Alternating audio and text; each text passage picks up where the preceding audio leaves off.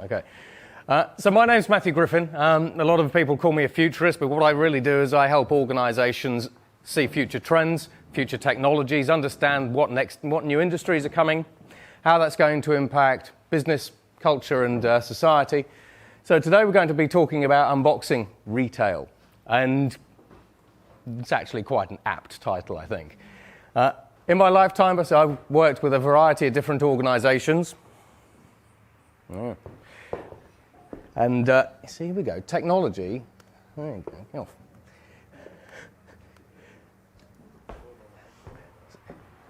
So you always end up having a technology hiccup, particularly sort of AV and everything else, which, bearing in mind some of the things that I talk about, is a little bit ironic. I still think we need to get AV right, and I still think we need to get telephones right. Now, from my perspective, I work with a whole variety of different organisations. I sit on the board of Centrica. So Centrica are Europe's largest utility organisation. They turn over about 45 billion. There we are literally ripping the entire organisation apart from the inside out, top to bottom, left to right. I work with companies like Area 2071, so Area 2071 and the Dubai government. This is literally where we are building Dubai. So if you go into Dubai in the future, that's got our handprints all over it. If any of you have a smartphone from Huawei or Samsung, we've helped design the next 20 years of those things. And if you want to understand what comes after the smartphone, you've got to get rid of the screen. Get rid of the screen, and you can change the format to anything you like. And that's harder than it sounds. I work with organisations like Qualcomm. So Qualcomm, we design the next 20 years of semiconductors, where increasingly we're going from electronic and silicon to DNA-based systems. And in there are a couple of companies that I'm working with where we've already developed the next generation or first generation of biological computers. So that's where you store information in a bacteria, you replay it, and we've done this with videos, and then you can use the bacteria as a computing device. It makes some of the newer technologies, even some of the more advanced emerging technologies, look like child's play.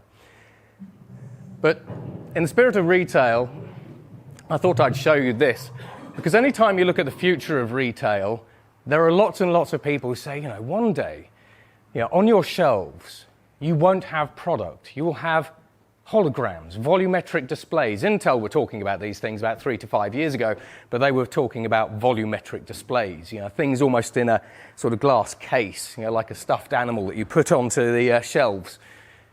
What we have here is the world's first free-form living hologram. There are no glasses. There's no augmented reality. There is absolutely no trickery. So a couple of years ago, we were talking about volumetric displays, and I'm not going to pretend that you're going to be putting these on your shelves or anything like that soon to display products. But the rate of change when we look at technology is incredible. And this was created using femtolasers. Today it's this size, tomorrow it'll be a bit bigger, then it'll be a bit bigger, and eventually it'll get commercialized. So there you go. A little bit of sci-fi for you. When we sort of try to understand what the future looks like, it's very easy to talk about the future from a technology perspective, but from an organizational perspective, whether you're a business, a multinational business, or whether you're a government, or even just an individual, it's all very well talking about all these technologies, but fundamentally, what most of you probably want to understand is when. Self-driving cars, when? When are these things going to arrive? When are they going to be commercially mature enough for me to use within my organization? What's the impact that these things will have to my company, top or bottom line? Is this an opportunity or is this a threat? So in order to try to figure out when, on the left-hand side, increasingly we have more and more startups than ever before. Last year we had over 100 million new startup registrations, which represents a 10-fold increase 10 years ago. So on the left-hand side, you have an increasing number of organizations that are increasingly innovative. They're looking for needs in the marketplace, and then they're trying to prototype products. But if you're prototyping a next-generation product, or just your next product, you inevitably need to use technology. I mean, if you imagine all your organizations and companies, if you take technology away, what are you left with? You can still do business, but it's not the same as it is today. Might be slightly less efficient, might be more manual, or whatever it happens to be, but even a pen is technology. Paper is technology. And then at the bottom, we have adoption. So for example, if we've created our next generation industry, and we'll sort of go through some of those, and we've created our next generation product, and it solves every problem on Earth, it's got to be accessible. Because if you can't buy it in your local geography, people can't consume it. They can't buy it. It's got to be easy to adopt. Say, for example, we take a look at smartphones today. How many of you would be using smartphones if they were really, really difficult to set up, use, all that sort of stuff? Probably not. So adoptability, that's things like ease of use, how easy is it to even unbox, so the entire chain. Cultural bias, we have some people who like new technologies, and we simply have people who just do not. Geopolitics, if you're a startup in Russia and you're trying to sell something to America, again, it might solve a whole host of problems. It might be the best thing since sliced bread, but good luck there. Liability, we have a look at things like self-driving cars. You have Google coming forward, they say, here's a self-driving car, but then the insurance organizations say, yes, but if it crashes, and Google say, well, it won't crash. And the insurers go, yes, but if it does, who's liable? Is it going to be the person in the car? Is it going to be the manufacturer of the car? Or is it going to be the service provider? So then we have things like network effects and regulators, because if we put a product in front of a regulator and they fundamentally say, no, you can't get it into the marketplace. So what we have today is we have plenty of innovative companies out there today. We have lots and lots of different technologies, whether it's common garden ones or whether it's sort of more futuristic ones that we can combine to do new things with. But in terms of the when, this is sort of what we really tried to get to the bottom of. Now, increasingly, we're starting to enter what I call the techno-jurassic era. And one of the reasons for that is there's a lot that's coming. So if we have a look at technology, a lot of people tend to think that where we are today is relatively quick. But technology, in terms of the pace of development, is absolutely crazy. I call it a rocket ship. The reason why I call it a rocket ship is because you start taking some very powerful technologies, you democratize them, you start putting them together, you end up with a more powerful technology. You take that one, you combine it with something else, it gets more powerful, and it gets more powerful very, very quickly. But from a business perspective at least, and again, this sort of applies to everybody, if I stepped back to the 1980s and I said to you, okay, next year, what do you think technology is going to enable you to do within your organization, either for your own selves or for your customers? And you might have had something like, you might have been aware of something like Moore's Law with computer chips, and you say, well, we think processing power is going to get faster, and we think it's also going to get cheaper. We think storage is going to get bigger, and we think storage is going to get cheaper. And fundamentally, you'd be able to extrapolate those out and kind of come up with an answer, well, we could process more data, we can start doing some more things. The biggest issue that you have today is all of these technologies are layering up. I was having a conversation a little bit earlier, but how many of you, even 5 years ago, how many of your suppliers were coming to you and say, what we think you should be as retailers is, have you moved to the cloud? Have you digitized your business? Whether it's omni-channel or whether it's front office or back office. And you said, well, we're kind of trying to figure out what our game plan is here. We are going to digitize. We are going to potentially move to the cloud, but we're still figuring it out. Nowadays, those same organizations are coming to you and saying, okay, so what are you doing with cloud? What are you doing with digital? What are you doing with big data? What are you doing with artificial intelligence? What are you doing with blockchain? And you might still be in the position where you're saying, well, we're just still trying to get our heads around the digital piece. And now you're coming to us and you're talking about artificial intelligence and blockchain. And then these suppliers come back and go, yes, but have you thought about combining these? And you're like, hang on, hang on. Let's get our foundations right. And meanwhile, the markets are moving around you at a furious pace. And these are some of the technologies here. So we have an increasing problem trying to understand what's coming at us and what that means for our businesses, what it means for change, what it means for competitive advantage, and all sorts of things. Except, again, one of the other issues that we have isn't that we just have artificial intelligence or robotics or augmented reality or virtual reality or any of these sort of bits and bobs. We've got over 400 emerging technologies coming at us. So there's 170 on here.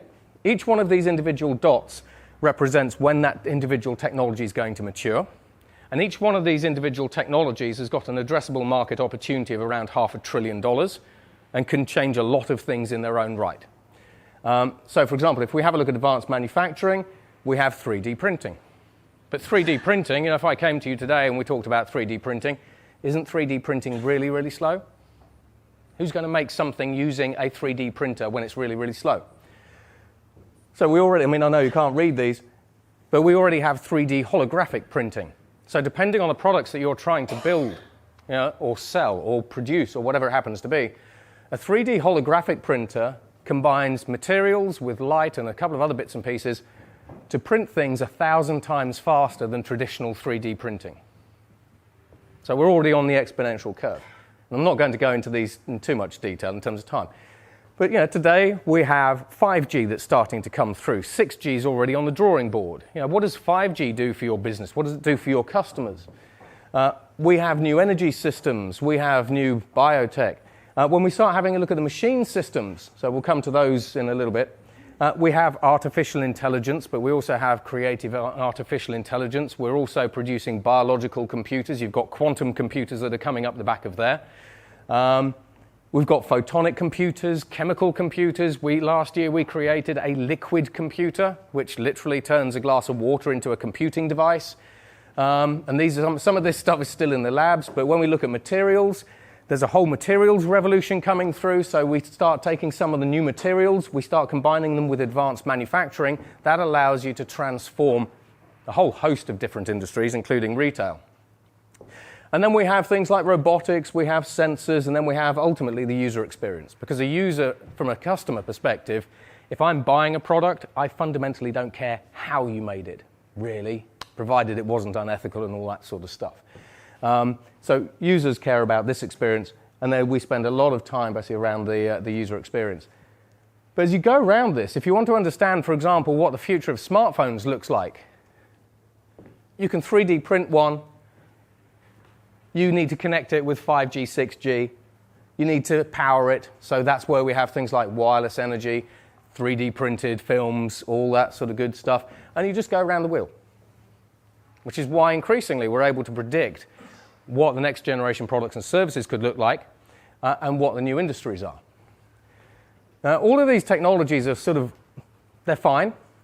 But as I go around the world, one of the things that I keep noticing, if you're going to have a conversation with an incumbent about the benefits of technology, they say, yes, we're fully aware of the benefits of technology.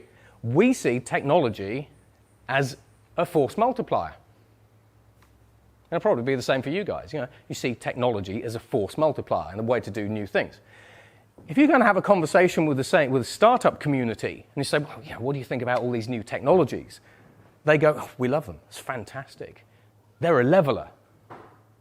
And increasingly, how many industries are being disrupted by startups that are using technology, as well as processes, business acumen, vision, all that kind of stuff, to their advantage?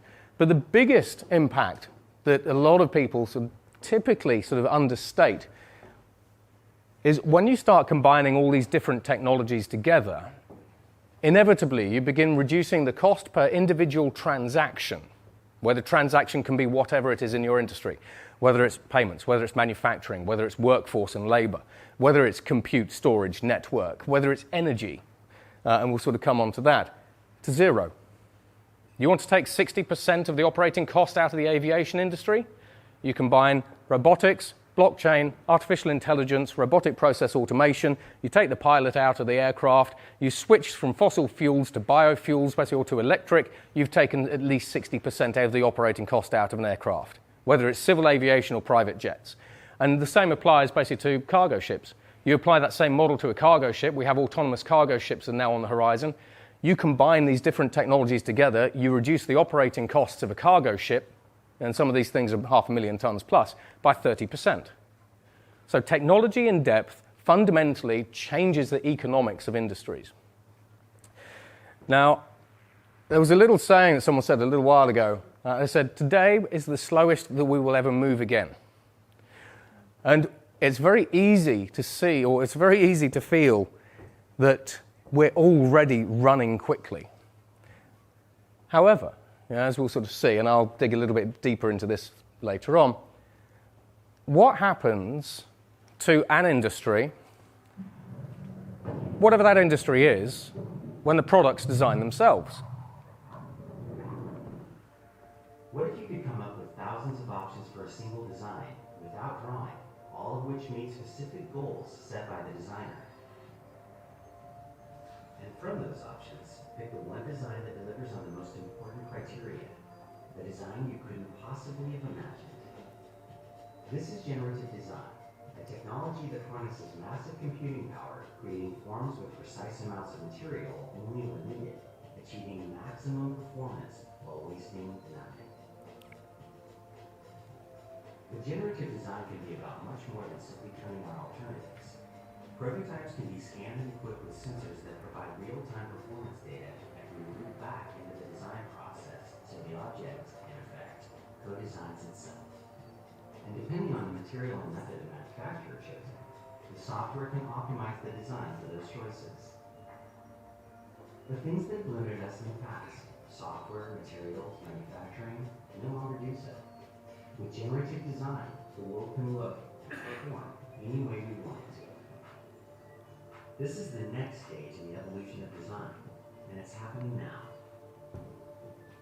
So from that perspective, what happens when you stick a digital technology in front of a user, whether that user is in a favela in Brazil, basically, or whether they're in a boardroom in New York? You democratize design.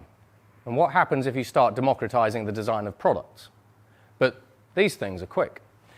Now, today, these general adversarial networks are already being used to design next-generation planes, and I'll come on to some other areas, basically, that they're being used that are closer to you guys.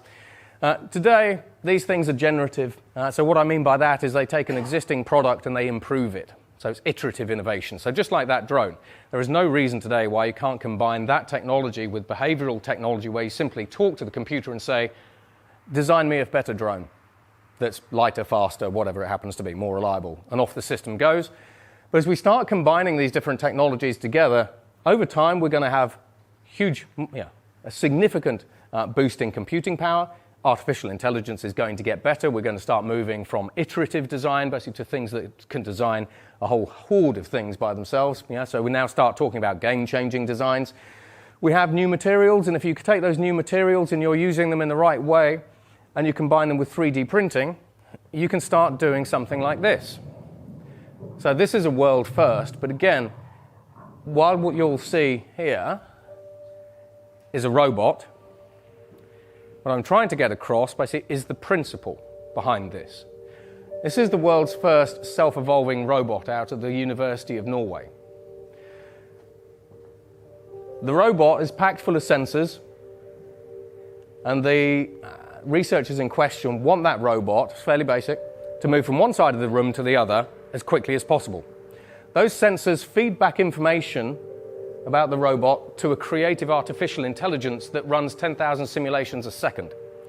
So it's testing all these new designs. And once it comes up with, robot version 2, it sends those designs to a 3D printer.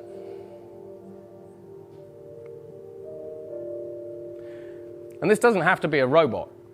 This can be a car, it can be a phone, it can be a medical device, it could be a pair of sneakers, it could be a pair of jeans. The robot is then 3D printed.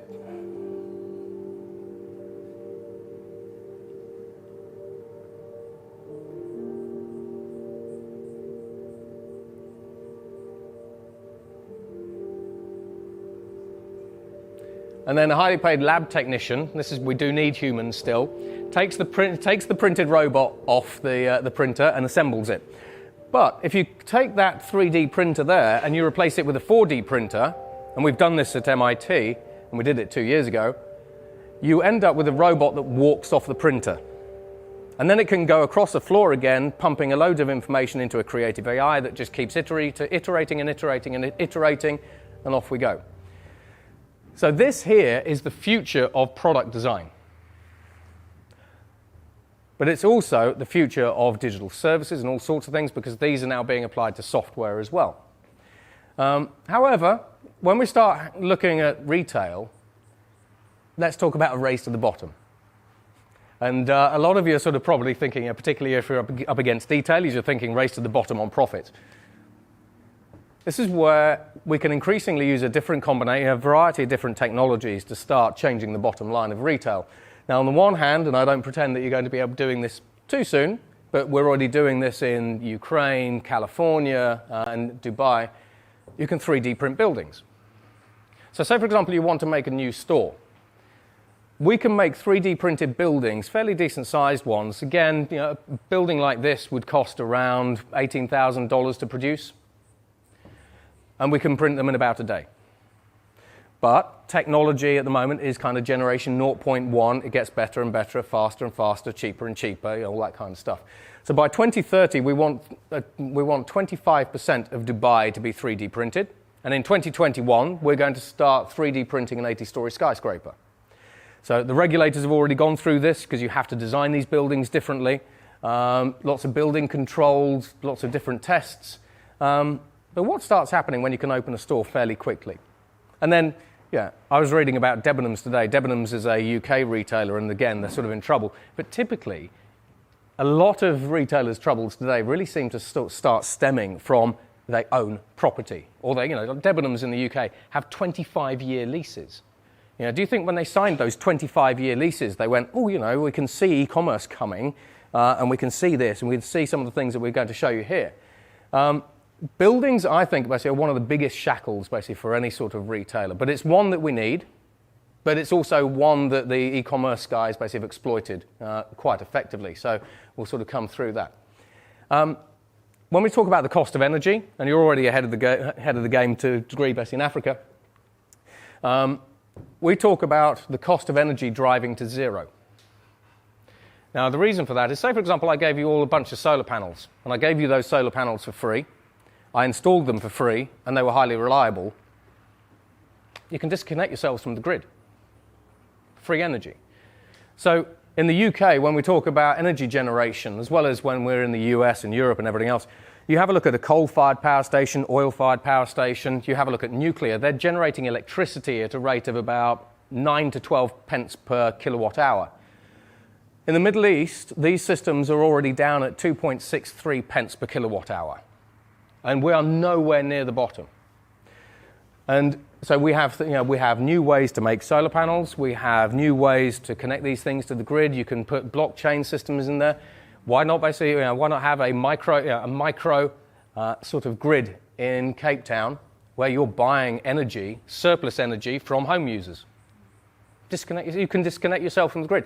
We've got towns in Japan now that are literally disconnecting themselves from the grid. So cost of energy starts dropping.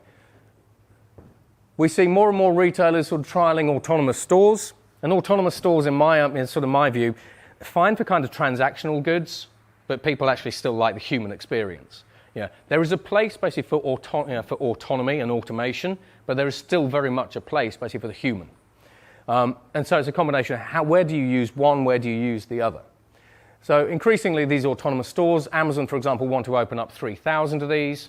You're reducing the operating costs.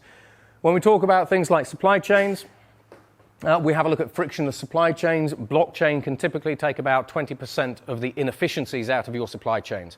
In addition to that, if I as a consumer want to understand the individual provenance of a product that I've bought, whether it's meat, whether it's trainers, whatever it happens to be, I can scan whatever I've bought just with my smartphone, and I know exactly where it's come from.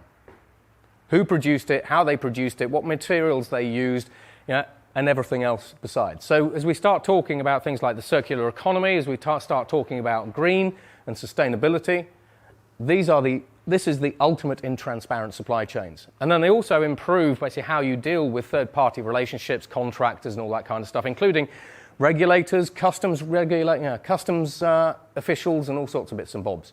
So we're rolling these out globally as well. Inventory. If you're a retailer, sort of one of the biggest issues that you have, arguably, or one of the larger issues that you have, is you have to try to identify forward-look trends and then buy a lot of stock. And you keep that stock sitting around wherever it happens to be. And by the way, I've worked in retail, so this isn't sort of preaching to the converted. What would happen, basically, if we could actually get rid of a lot of your inventory? Maybe not all of it, but what happens, basically, if we could actually eliminate some of your inventory? And we'll talk about that. So from a retail perspective, there's kind of two camps. E-commerce, physical stores, And while they'll merge, what I'm going to do here is I'm going to talk about fully autonomous e-tailers. These guys are coming, and it's someone you probably know. This will start happening in 2019. So if you think e-commerce has kind of already hurt you, this is likely to hurt you again. So in e-commerce 2.0, as I call it, what we do is we take some of those creative AIs that I showed you. Now, say, for example, you want to go and buy a shirt online, okay? A shirt or a blouse. What these creative AIs will do is they will go off, and this one is real, it's operating. They'll go off, they'll have a look at things like Facebook, Snapchat, Instagram, and everything else, and figure out which shirts were the highest rated. You know, the ones where people go, I really like this one, it's fantastic, I love the color, you know, whatever, you know, Facebook like. So what it does is it's automatically using the global review and rating system that we have in social media today to try to identify the styles and trends that people are sort of more attuned to. What it then does is it creates a digital wireframe and then just tweaks it a little bit. You know, it might add a little splash of red or whatever it happens to be. It puts that wireframe, which is a high definition render, so it looks like a photo, straight onto a website. As a user, you go and have a look at the blouse or the shirt or whatever it happens to be. You come across it and you go, I quite like that. This is where now one of the biggest problems with e-commerce, basically, is on clothing particularly, is the returns rate. You know, what, 20 to 30% depending on the retailer. So we all have cameras in our houses, but whether it's in things like smartphones, whether it's in TVs, whatever it happens to be. You put a body scanning camera into a screen, into somewhere, doesn't matter where it is. Amazon have got them all over the place. Google have, Facebook are coming out with them as well. You can go and buy these down the high street. These systems take a scan of your body and now they've got your perfect fit. So they understand your dimensions perfectly.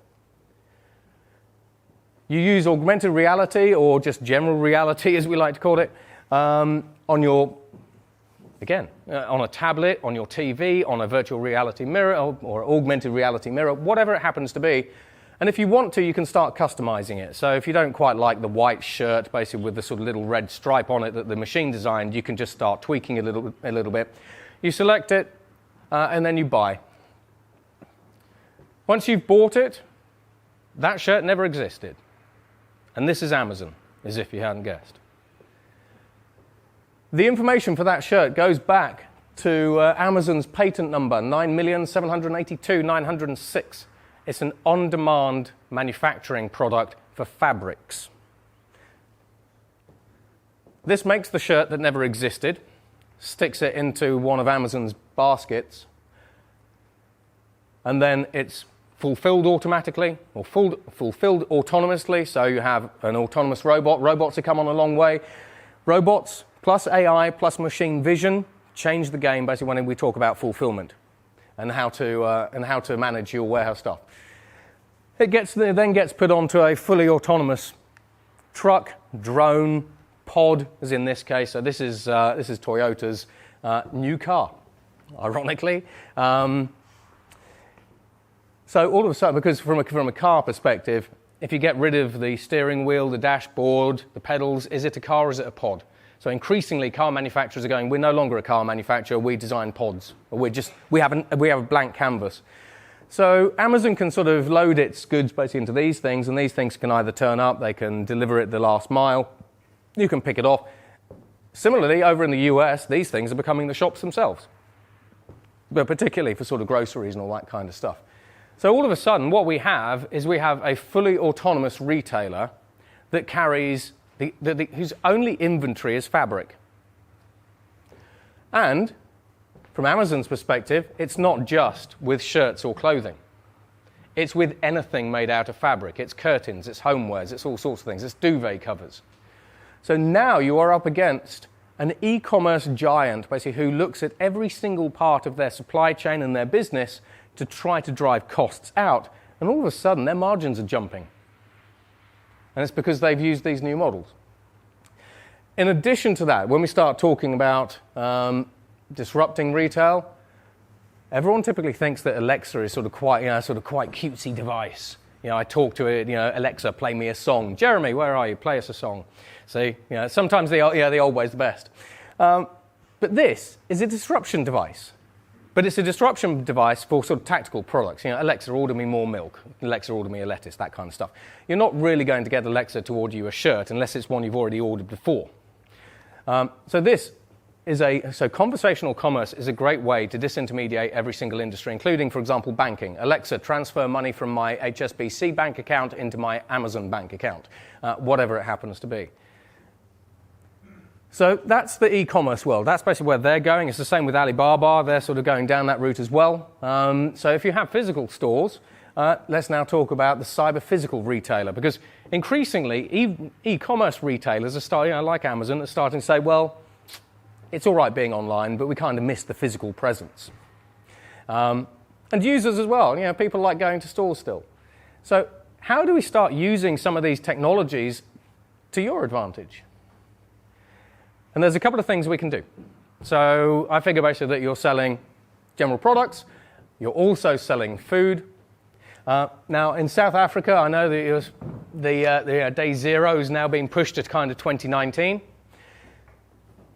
But if you're in the grocery business, and we're rolling these out around the world now, you can use a vertical farm.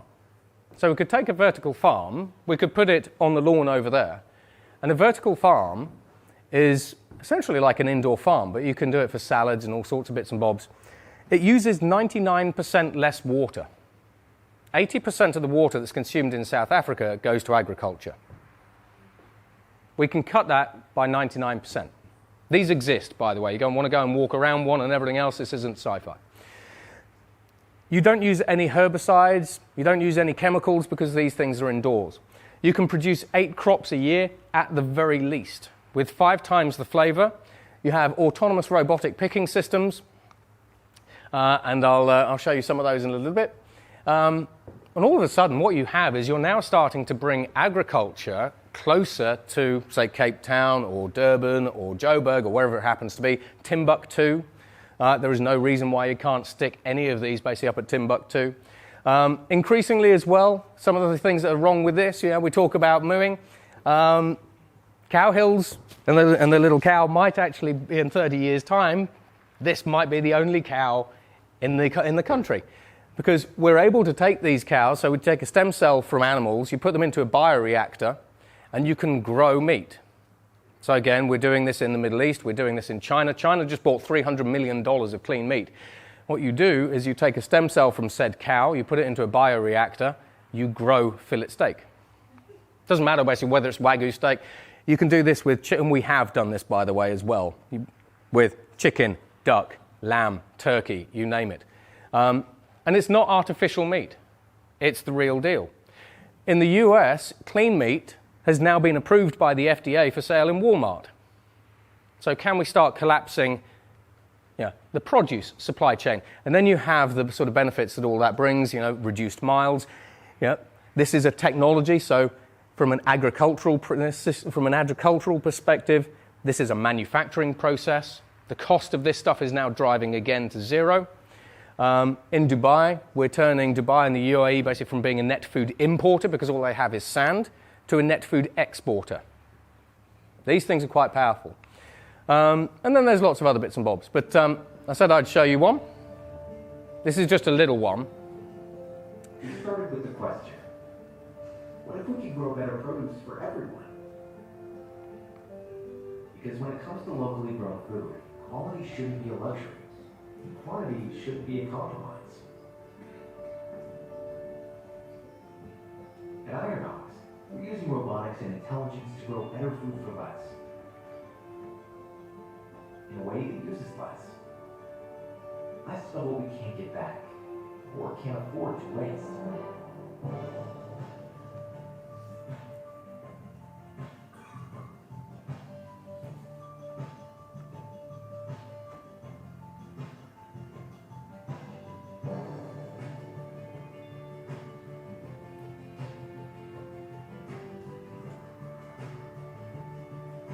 IronBox grows a perfect head, year-round. We are increasing access to premium produce for everyone. So IronBox basically is the world's first fully autonomous vertical farm, and that's a very, very small-scale operation. Jeff Bezos, don't know if you know him, He's just invested $250 million in a company called Plenty.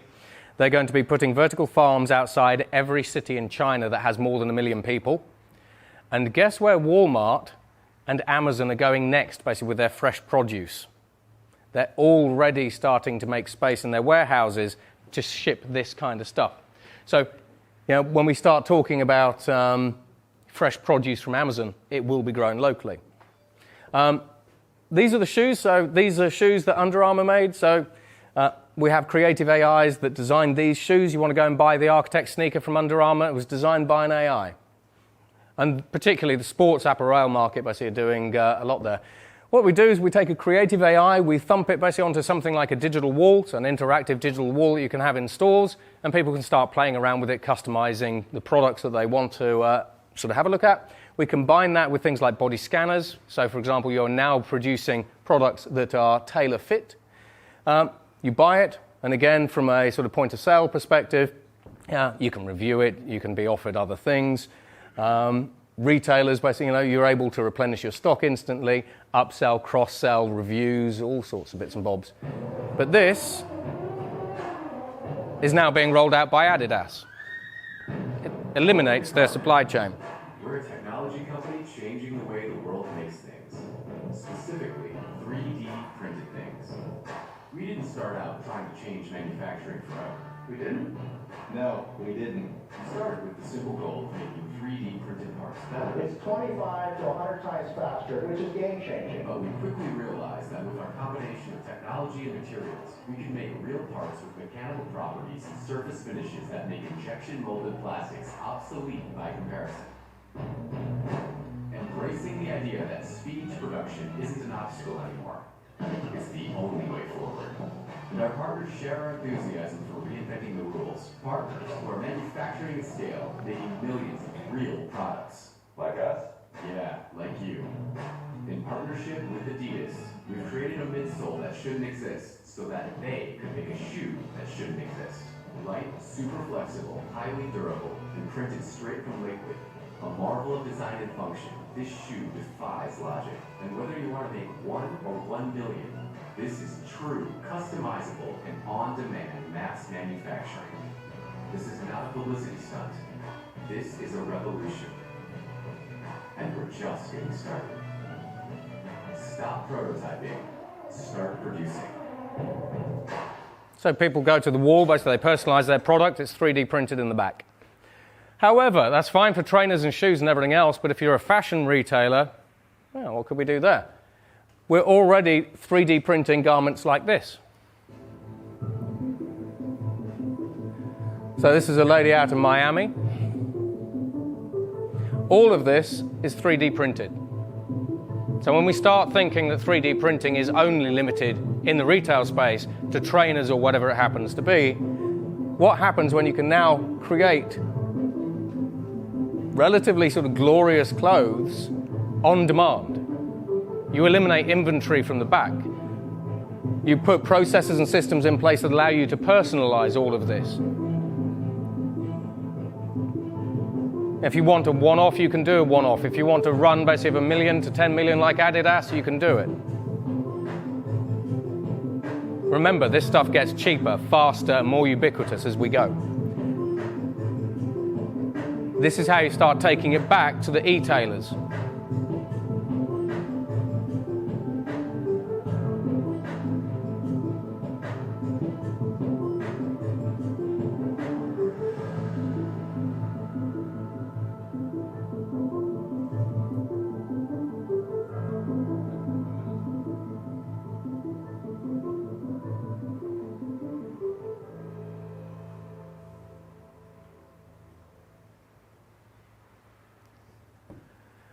And then, because you're now using digital technologies as well, you scale. Because all of this is distributed manufacturing, distributed retail, and more. So concluding all of this, so in terms of next steps, a lot of what we've sort of talked about, this is here today at a limited scale. But this accelerates basically as we go into the future. It's my recommendation that you start having a look at building accelerators. Because, say for example, you're in Cape Town and you wanted to have a conversation with innovators, People who might be able to help you with the mundane things in your business, but also the sort of the more far out there things in your business. Who would you go to? Where would you go? Embrace data. Everyone will talk to you about the benefits of data, and that's why I haven't included this in this presentation. The circular economy. Again, when we talk about organizations with purpose, you sit in the heart, basically, of the circular economy here. Get offensive. How many of you are sort of playing catch-up, basically, to the e-tailers or other retailers? This is their playbook. Make them uncomfortable, and then empower the crowd. In terms of design and everything else, we have loads of people just around here, basically, who have designs. They've got their own imagination. They are creative. Why can't they start helping you design clothes or products or whatever it happens to be? And then you sort out the processes, and all of a sudden, you're not buying goods from China or whatever it happens to be. You're using local talent, local communities, all that sort of stuff. And that's the end of the presentation. So thank you very much for listening. I hope you enjoy the rest of the event. And thank you again.